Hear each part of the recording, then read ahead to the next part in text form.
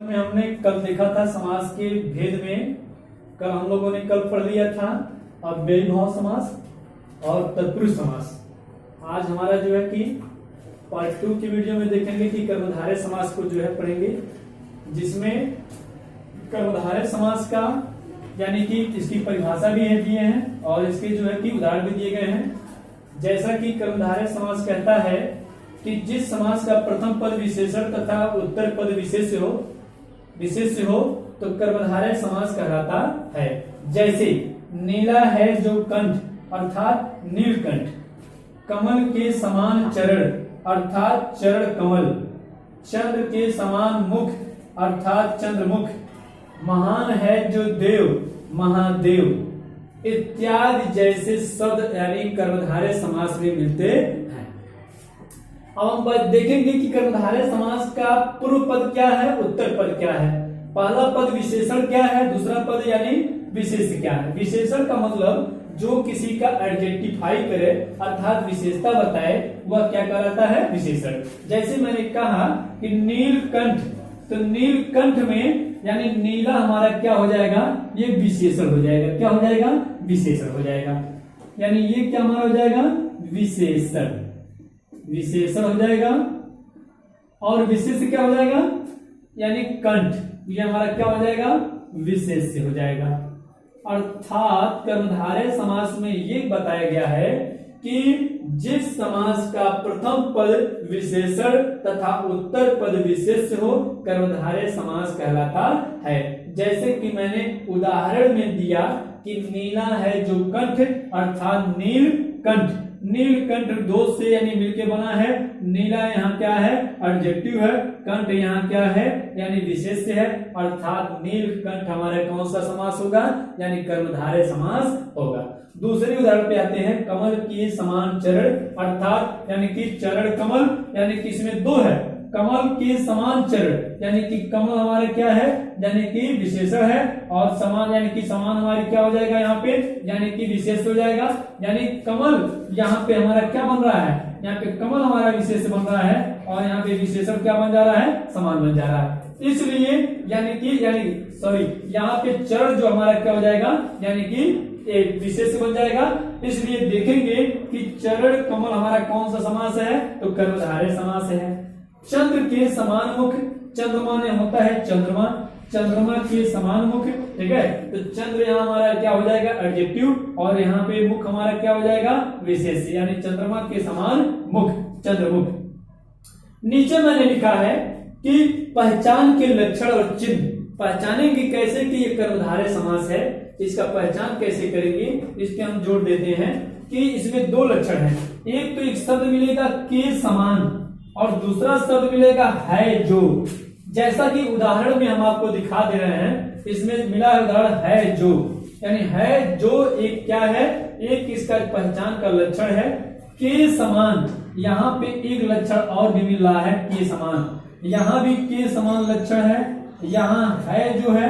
अर्थात कर्मधारय समास पहचान करने का तरीका है कि इसमें विशेषण विशेष्य के बीच यानी उपमान उपमेय का एक दूसरे का जो है कि एक संबंध होता है और वह संबंध जो है कि कर्मधारय समास में दिखाई देता है। ठीक इस तरह से देखेंगे कि हमें आशा है कि आप लोगों को कर्मधारय समास में अब कोई दिक्कत नहीं होगा, क्योंकि मैंने बताया है, पहचान के लक्षण बता दिए हैं कि के समान जहाँ पे दिखाई देने लगे, है जो जहाँ दिखाई देने लगे वहां कौन सा समास हो जाता है, कर्मधारय समास हो जाता है। आइए अब अगले यानी टॉपिक पे चलते हैं, यानी बहुव्रीहि समास पे चलते हैं। अब बहुव्रीहि समास यानी कि देखें क्या है, क्या करता है। बहुव्रीहि समास में देखेंगे कि बहुव्रीहि समास का कौन कौन सा जो है उदाहरण इसका, और कौन कौन से जो ऐसे शब्द हैं जो इससे मिलते जुलते हैं। इसको सबसे विवादित समास भी कहा जाता है, क्योंकि विवादित इसलिए है कि यह कर्मधारय और यानी कि बहुव्रीहि में काफी समानता होने के कारण विद्यार्थियों में ये भेद पाया जाता है, मतभेद की जो क्लियर नहीं हो पाता है। अब हम चर्चा करेंगे कि कर्मधारय यानी बहुव्रीहि समास पे चर्चा करेंगे। बहुव्रीहि समास हमारा क्या कहता है, कह रहा है कि बहुव्रीहि समास देखेंगे, बहुव्रीहि बहुव्रीहि समास। बहुव्रीहि समास क्या है? जिस समास का जिस समास का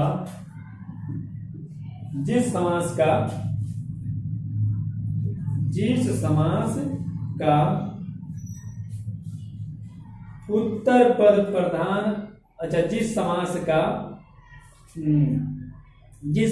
का समस्त पद में कोई पद प्रधान नहीं होता है, अर्थात तीसरे की ओर इंगित करते हैं। जिस समास का न तो प्रथम न तो द्वितीय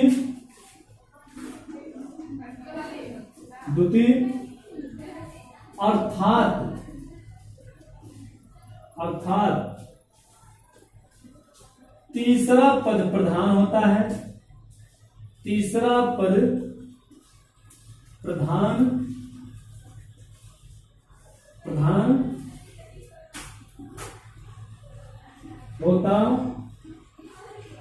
होता है, न तो यानी प्रथम न तो द्वितीय, अर्थात यानी तीसरा पद प्रधान होता है। जैसे देखेंगे कि एक दिया गया है, उदाहरण दिया गया है कि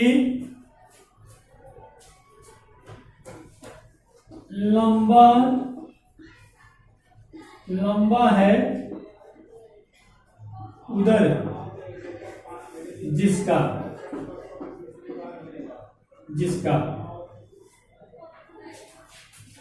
अर्थात लंबोदर।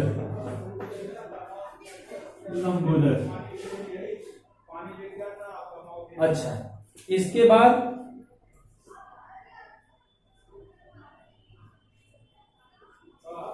बाद देखेंगे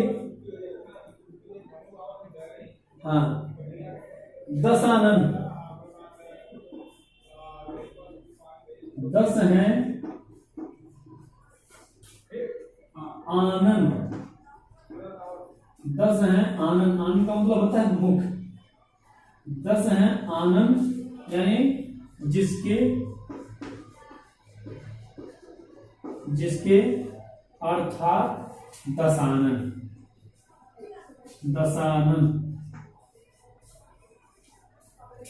फिर दिया है कि पंख में पैदा हो जो। पंख का मतलब है कीचड़। पंख में पैदा हो जो अर्थात पंकज। एक उदाहरण और भी है, महावीर कौन सा है? बहुव्रीहि समास में एक आया है। देखेंगे कि त्रिलोचन को क्या? पीतांबर। लिखेंगे पीला है अंबर का मतलब वस्त्र। पीला है अंबर जिसका अर्थात पीतांबर।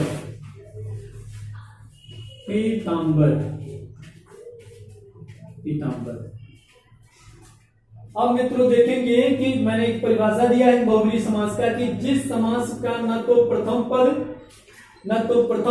न तो द्वितीय अर्थात तीसरा पद प्रधान होता है, तो वह क्या कहलाता है? बहुव्रीहि समास कहलाता है। जैसा कि उदाहरण से ज्ञात है कि लंबा है उदर जिसका अर्थात लंबोदर। इसमें न तो लंबा प्रधान है न तो यानी कि उदर प्रधान है, अर्थात कोई तीसरे की ओर इंडिकेट की रहा है, अर्थात तीसरे की ओर संबोधित कर रहा है। और ये तीसरा जो होगा यह विश्वव्यापी सत्य होगा। विश्वव्यापी सत्य का मतलब कि यह यानी दूसरा किसी के पास ऐसा चीज नहीं होगा, यानी लंबा उदर यानी लंबा पेट गणेश भगवान को छोड़ करके इस दुनिया में किसी दूसरे का नहीं होगा।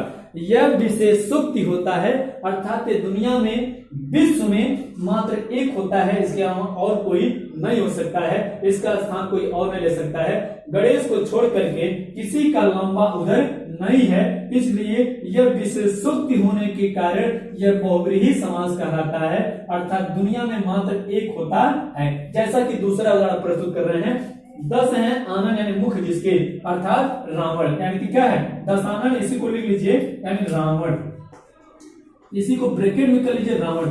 रावण को छोड़ करके कोई ये बता दे कि दूसरे के पास 10 यानी मुख हो, तो वैसा यानी क्या है, ये गलत होगा, ठीक है, क्योंकि दशानन केवल रावण के लिए प्रयुक्त होता है और रावण दुनिया में केवल एक आया, उसके अलावा कोई दूसरा रावण नहीं हो सकता है। इसलिए मैंने कहा कि ये विश्वव्यापी सत्य पर निर्भर होता है। बहुव्रीहि समास जो होता है यह विश्वव्यापी सत्य पर निर्भर होता है और इसका कंसेप्ट ही ऐसा है कि यह जो है कि दुनिया में मात्र एक होगा, इसके अलावा कोई दूसरा नहीं हो सकता है, ठीक है। तीसरे में देखेंगे पंख में पैदा हो जो, यानी पंख माने होता है कीचड़, कीचड़ में जो पैदा होता है उसको हम क्या कहते हैं, पंकज, ठीक है।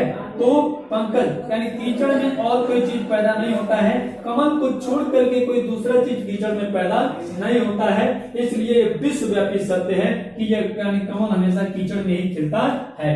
यानी पीला है अंबर जिसका, अर्थात इसमें देखेंगे कि पीला है अंबर जिसका, न तो पहला पद प्रधान है और न ही क्या है दूसरा पद प्रधान है, अर्थात तीसरा पद क्या है प्रधान है, अर्थात पीतांबर। पीतांबर वस्त्र भगवान श्री कृष्ण को छोड़ करके कोई और कोई धारण नहीं करता है, इसलिए विश्वव्यापी यह सत्य है, यानी विशेषोक्ति है। और हम चाहेंगे कि बहुव्रीहि समास यानी कि और किसी से छूटना नहीं चाहिए। हमें आशा और विश्वास है कि बहुव्रीहि समास पहचान में आ गया होगा। एक मैं नोट लिखवाना चाह रहा था, लेकिन यानी जगह के अभाव के कारण नहीं कर रहा हूं, लेकिन इतना जान लीजिएगा कि जहां विश्वव्यापी सत्य नजर आने लगे, जहां विश्वव्यापी सत्य प्रकट होने लगे, जैसे रावण हो गया यानी श्री कृष्ण हो गया, यानी गणेश भगवान हो गया, किसी देवता का नाम, किसी ग्रह का नाम, किसी नक्षत्र का नाम, जहां ऐसा दिखाई देने लगे वहां आंख मूंद करके क्या मारेंगे, बहुव्रीहि समास पे जो है चिन्ह मारेंगे, ठीक। अगर उदाहरण में कहीं दे दिया जाए कि 4 ऑप्शन दे दिया जाए और उनमें दे दिया जाए तत्पुरुष समास, कर्मधारय समास, बहुव्रीहि समास, द्विगु समास, तो ऐसे में आप प्रधानता के आधार पर बहुव्रीहि समास पे ही ट्रिक लगाएंगे, क्योंकि वही सत्य होता है, ठीक। अब हम चलते हैं द्विगु समास पे। अगला हमारा समास क्या है, द्विगु समास है, इस पे चर्चा करते हैं।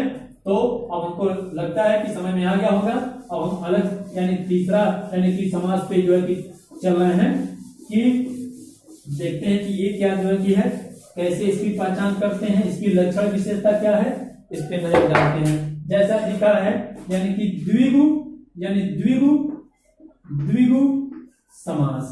द्विगु का मतलब होता है कि द्विगु का मतलब होता है दिशा। दिक का मतलब क्या होता है, दिक का मतलब होता है यानी दिशा, यानी दिशा देखेंगे जो यानी कि क्या बताए, संख्या बताए, दिशा बताए, संख्या का बोध कराए, ठीक, उसको हम क्या कहते हैं, द्विगु समास कहते हैं। जैसे कि जिस समास का प्रथम पद यानी लिखेंगे कि जिस समास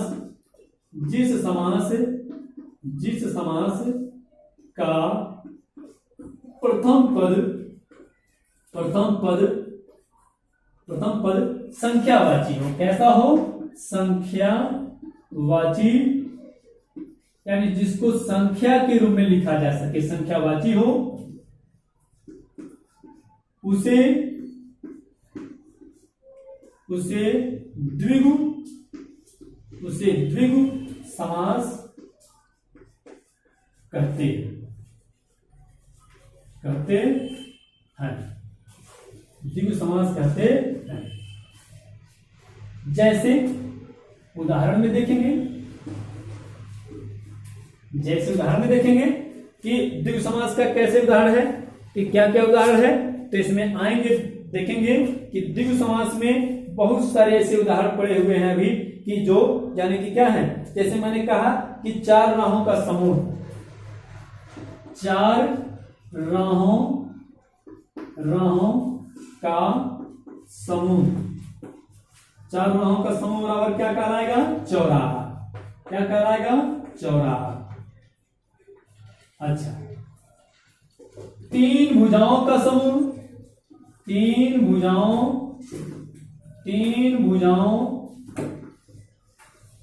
का समूह बराबर त्रिभुज।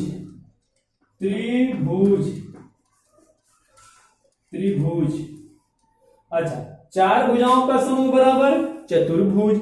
अच्छा, इसके अलावा देखेंगे ऐसे ही संख्या का बोध करेंगे, यानी दो पहरों का समूह, यानी दो पहर, यानी दो पहरों का समय बराबर दोपहर।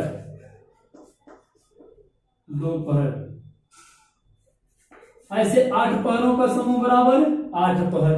ठीक, इस तरह से हो जाएगा। फिर देखेंगे पांच, यानी कि क्या है, यानी कि 7 दिनों का समूह सप्ताह है। सात दिनों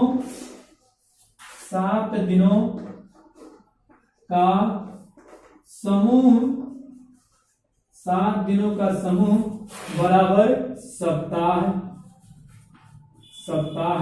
ऐसे और भी है, जैसे 5 मणियों का समूह पंचमढ़ी, ऐसे 3 रंगों के समूह तिरंगा। ठीक, ऐसे देखेंगे 7 सिंधुओं का समूह सप्त सिंधु। ठीक, 7 ऋषियों का समूह सप्तर्षि। ध्यान देंगे, एक इसमें विवादित जो है माना गया है कि 7 यानी ऋषियों का समूह सप्तर्षि। इसको हम जो है द्विगु समास में गणना नहीं करते हैं, क्योंकि वह समास यानी कि क्या है, 7 ऋषियों का जो समूह है सप्तर्षि, वह आपका जो है कि दूसरे समास में चला जाता है, जिसके नाते वह एक अपवाद के रूप में देखा जाता है। द्विगु समास का अपवाद अगर कोई पूछ दे क्या है, तो सप्तर्षि जो हमारा होगा वह क्या होगा, द्विगु समास का एक अपवाद होगा, और वह इसमें गणना नहीं होता है, वह दूसरे समास में चला जाता है। इसलिए देखेंगे कि यानी यहाँ पे चर्चा किया गया है, अभी और भी है, लेकिन अब हमको लगता है कि जो है कि इसके आगे और कोई छूटा तो नहीं है। जिस समास का प्रथम पद जो है कि संख्यावाची हो आए उसे द्विगु समास कहते हैं। जैसे 4 राहों का समूह चौराहा, 4 यानी संख्या बता रहा है। ठीक है, समूह शब्द इसमें जरूर मिलेगा। अच्छा, 3 यहाँ संख्या बता रहा है, समूह शब्द यहाँ जरूर मिलेगा। यहाँ 2 संख्या बता रहा है, यहाँ समय जरूर इंडिकेट किया है। ठीक, अच्छा, यहाँ 7 जरूर बताया है। अर्थात कहने का मतलब है कि पहला जो पद होगा, यानी पहला पद कौन इसमें है, 4 है। इसमें पहला पद कौन है, 3 है। इसमें पहला पद कौन है, 2 है। इसमें पहला पद क्या है, 7 है। जहां पर पहले शब्द में यानी आपको संख्या का बोध हो, वह क्या कहलाता है, यानी कि द्विगु समास कहलाता है। अब आइए चलते हैं अगले समास पर, यानी कि अगला समास क्या हमारा होगा, द्वंद्व समास, और यही हमारा अंतिम समास होगा। आइए देखते हैं क्या है द्वंद्व समास और इसके प्रमुख उदाहरण क्या क्या हैं। अच्छा, इसमें नजर डालते हैं। देखिए, द्वंद्व समास में देखेंगे कि द्वंद्व समास का यानी द्वंद्व समास क्या है, द्वंद्व समास तो लिखेंगे जिस समास का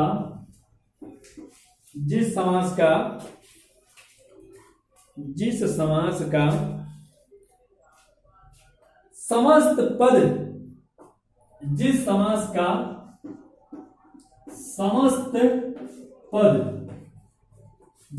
का समस्त पद यानी प्रधान हो, प्रधान का मतलब यहां मुख्य हो, यानी द्वंद्व समास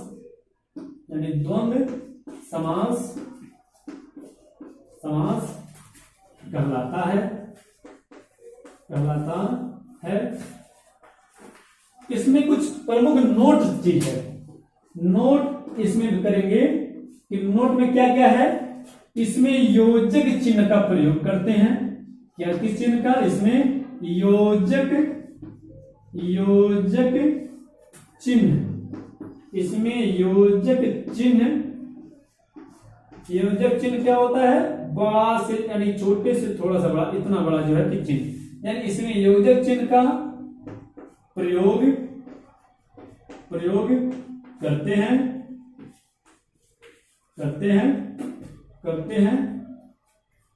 दूसरा इसमें विशेषता, पहली विशेषता फिर दूसरी विशेषता, इसमें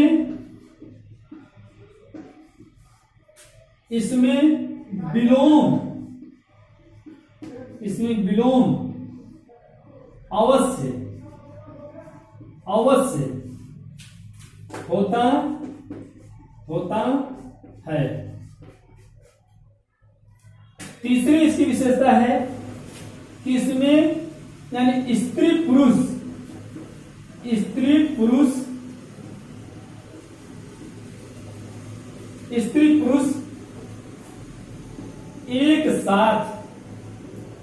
एक साथ प्रयुक्त होते हैं,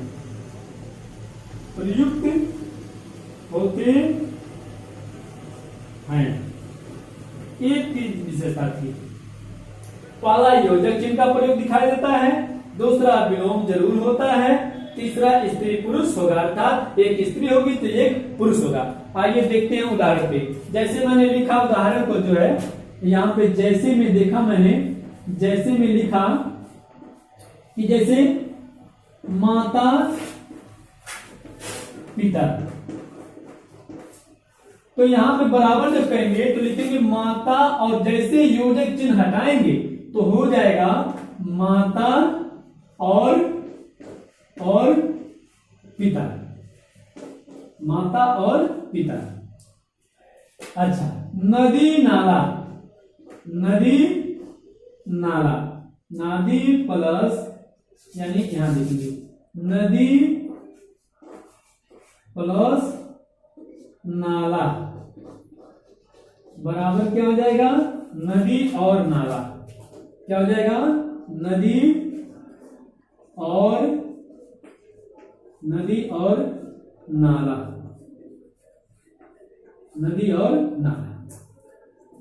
अगला देखेंगे कि दे दिया है, अब इसको हम इरेज कर दे रहे हैं, थोड़ा सा जगह का अभाव है, इसको मिटा दे रहे हैं ऊपर का और समझाने का प्रयास कर रहे हैं। देखेंगे आप सभी लोग इसको सब हटा दे रहे हैं। उदाहरण जो है कि लिखने के लिए जो है,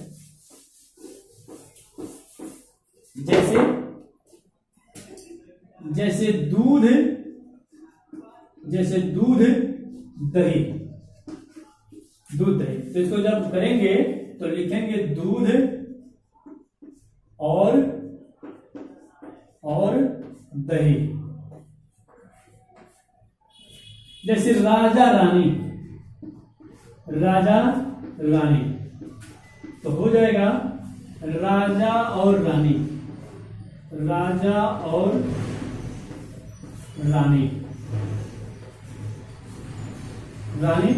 इसके अलावा लिखेंगे, इसके अलावा बहुत सारे पड़े हुए हैं। जैसे में देखेंगे कि अब यहां देखेंगे कि सुख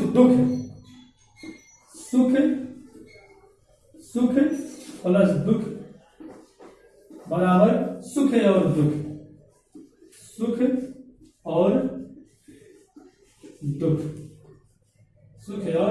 दुख। अगला एक एग्जांपल और लिख लीजिए, जैसे पाप प्लस पुण्य, तो हो जाएगा पाप और पुण्य, पाप और पुण्य। अब मित्रों कोई उदाहरण लिखेंगे, अब समझ लीजिए। जैसे मैंने कहा था कि सबसे पहले योजक चिन्ह का प्रयोग होगा, योजक चिन्ह का प्रयोग मैंने कर दिया। मैंने कहा था कि एक दूसरे के विलोम होते हैं, ठीक। तो इसमें एक दूध है, दूध पुरुष है और दही क्या है, स्त्रीलिंग है, इसलिए ये दोनों क्या है, एक तो विलोम है और दूसरे क्या है, एक स्त्री है एक पुरुष है। तो दूध हमारा किसमें करना होता है, पुरुष है, और दही किसमें गिनती होती है, स्त्री में। तो योजक चिन्ह भी हो गया, इसमें पुरुष हो गया, स्त्री हो गया, एक दूसरे के विलोम भी हो गए। उसी तरह से राजा और रानी में, यानी राजा एक पुरुष है, रानी एक स्त्री है, योजक चिन्ह भी है, ठीक। और एक तो एक दूसरे के विलोम है, यानी यह राजा है तो राजा का विलोम क्या है, रानी है, ठीक। अच्छा, सुख और दुख। सुख क्या है? पुरुष है। दुख क्या है? स्त्री है। और इसमें क्या है, यानी इसको क्या करते हैं कि सुख और दुख यानी एक दूसरे को, इसमें एक को पुरुष और एक को स्त्री माना गया है, और इसमें प्लस यानी कि क्या है, यानी योजक चिन्ह दिया गया है, सब में योजक चिन्ह दिया गया है। तो यहाँ सुख और दुख में क्या है, योजक चिन्ह है, एक दूसरे के विलोम भी है। ठीक, अच्छा, फिर देखेंगे पाप पुण्य में। पाप यहाँ पे पुरुष है, पुण्य यहाँ पे क्या है, स्त्री है, योजक चिन्ह है, एक दूसरे के विलोम है। जैसे एक उदाहरण में समझा दे रहा हूं कि जैसे मैंने लिखा साला और साली, साला साली, तो इसको जब करेंगे तो क्या बन जाएगा, साला और साली, साला और क्या हो जाएगा, और साली। इसी तरह से मित्रों मामा मामी, चाचा चाची, ठीक, दादा दादी, तमाम ऐसे एग्जाम्पल इससे क्या हो जाएंगे, निर्माण हो जाएंगे।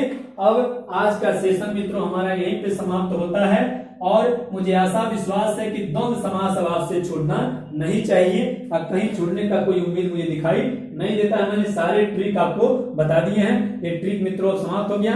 आज हमारा समास यहीं पे समाप्त है। कल हम अगले सेशन पे अगला जो है टॉपिक या सेशन जो है कि पढ़ाएंगे। इसी के साथ मित्रों धन्यवाद।